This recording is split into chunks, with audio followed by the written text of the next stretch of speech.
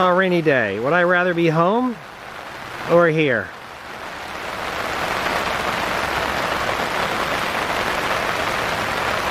I'll take here. This video compares the Mr. Buddy heater with the Propex HS2000 heater. It's not really cold out, so I can't really test the heating effectiveness, but I have used Mr. Buddy in pretty cold weather. I'm comparing that to the Propex HS2000. That's a built-in heater. It has a heater box down below. It draws air from the outside, it burns it in a closed chamber, and it exhausts that gas to the outside.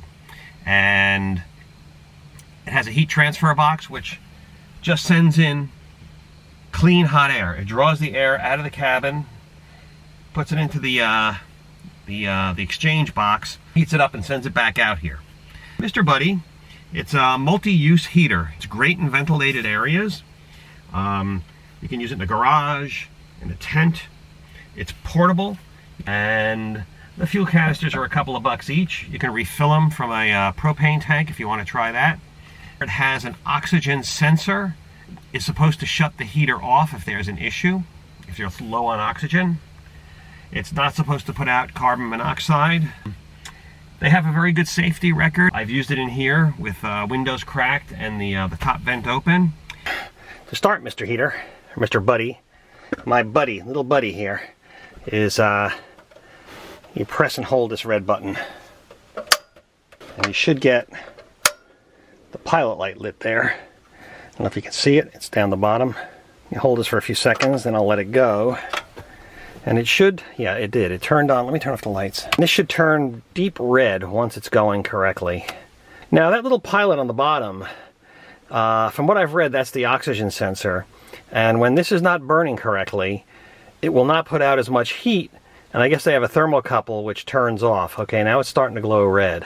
One speed on, and the other speed is off. No thermostat. So I have to leave the vent open on top of the trailer.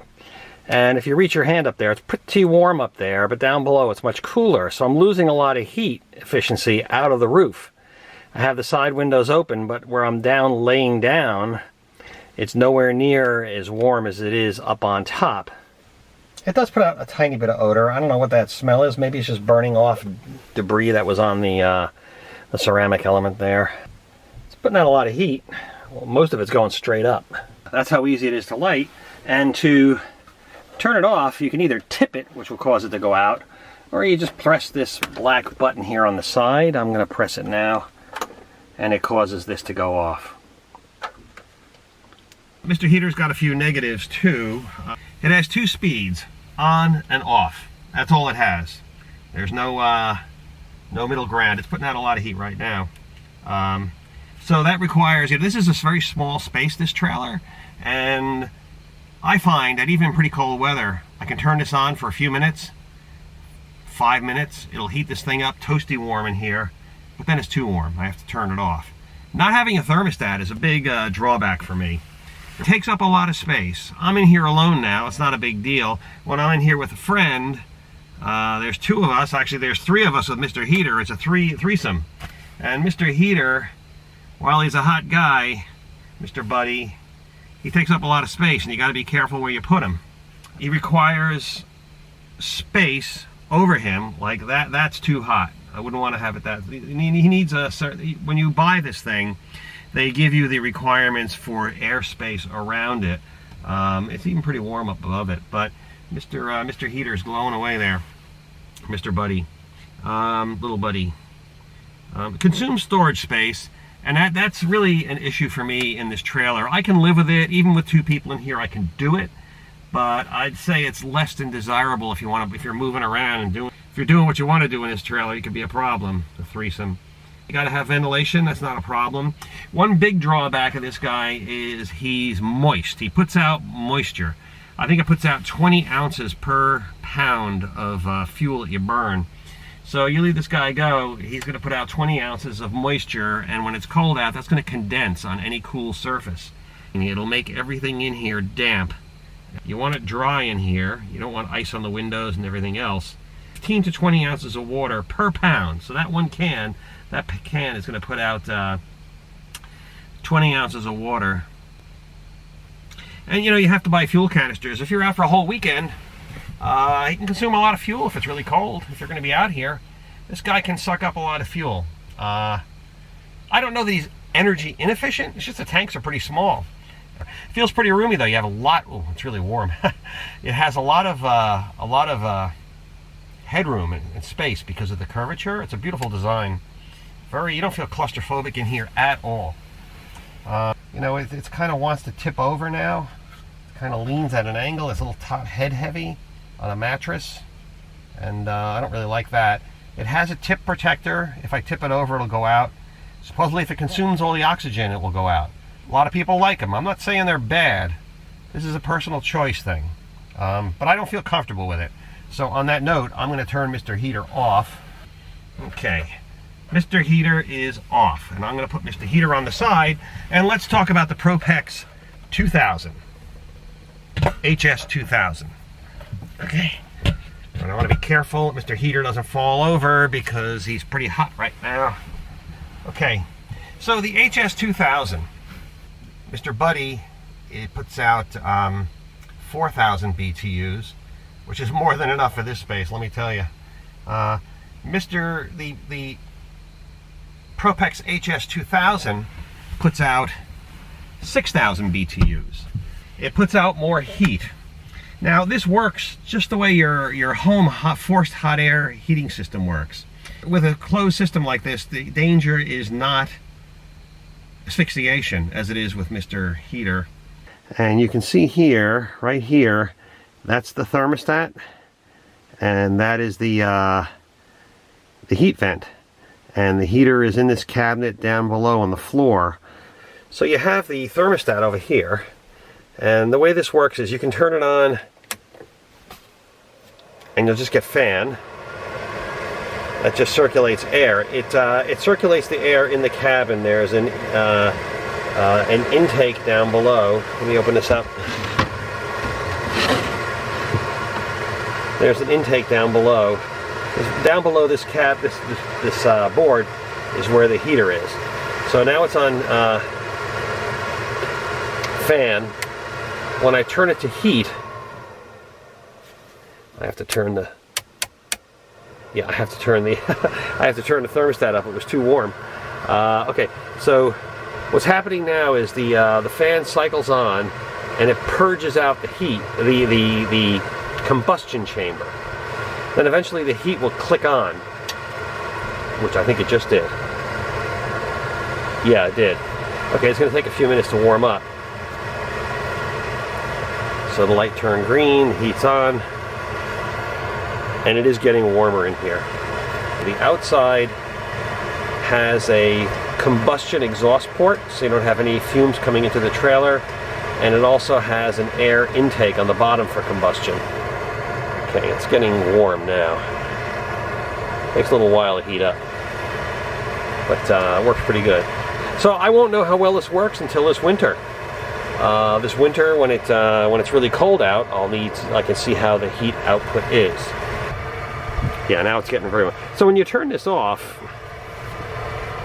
here's the thermostat. When you turn this off, it runs for a little while. It cools down the heater box just like it does on a home system. So this will run for a few minutes and then that will shut off. You can go to sleep with this on. It'll click on and off all night. Normally when I'm camping, I want it for when I'm sitting around like I am now. I'm kind of enjoying here. Maybe have a glass of wine with a friend. You're enjoying the ambiance, of the trailer, and you want to hang around maybe in your short sleeves or maybe less, and it gives it a nice warm feel in here. When I go to sleep, I'm usually in a sleeping bag. I usually don't have heat running. It does not use the air in the cabin for combustion, nor does it release the combustion gas into the cabin. It circulates the air much the same as your car would when you have it on recirculate. It draws the air from inside the cabin, heats it up in the combustion chamber, and then releases it through the heat duct. Gases on the outside are piped away from the trailer. The intake is on the side of the trailer. They're all separated. There's no moisture from this combustion. Since it's a closed system, no moisture is released into the cabin, so that's a real plus. Exhaust to the outside. No ventilation is required. I usually have ventilation anyway, but because it's a closed combustion chamber, you don't need to bring fresh air in from the outside. It does not consume space inside the trailer. There is a compartment under here where it's located. It does make noise.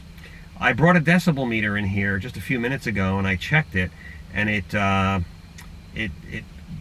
the noise level without it was 32 decibels, which is pretty quiet. When I turned it on, it went up to 62 decibels.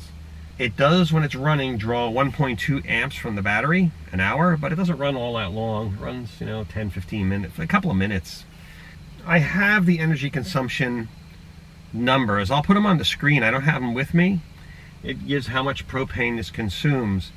But comparing these two heaters together, Mr. Heater uses more fuel because he doesn't have a thermostat.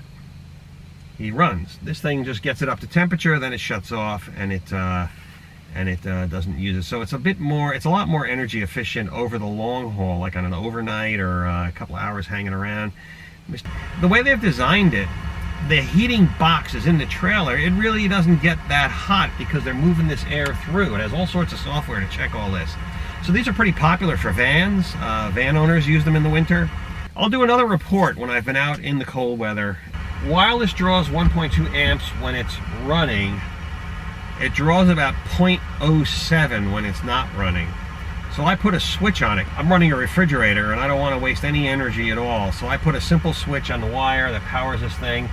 And if it's cold out, I'll go in the cabinet here and I'll hit that switch, and it'll power up the computer that runs this heater. So running, it draws 1.2 amps. When it's not running and just sitting there waiting for the temperature to go up and down, the sensors and all that are inside of it draw about 0.07 amps. Not a lot, but it's enough for me to want to turn it off if I'm not using it. It's getting pretty warm in here. I'm going to turn this lower. Okay, this is the cool down cycle now. I turned off the combustion.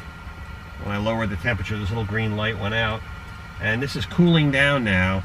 And after about 2 or 3 minutes, it will just shut off. It's still putting out heat.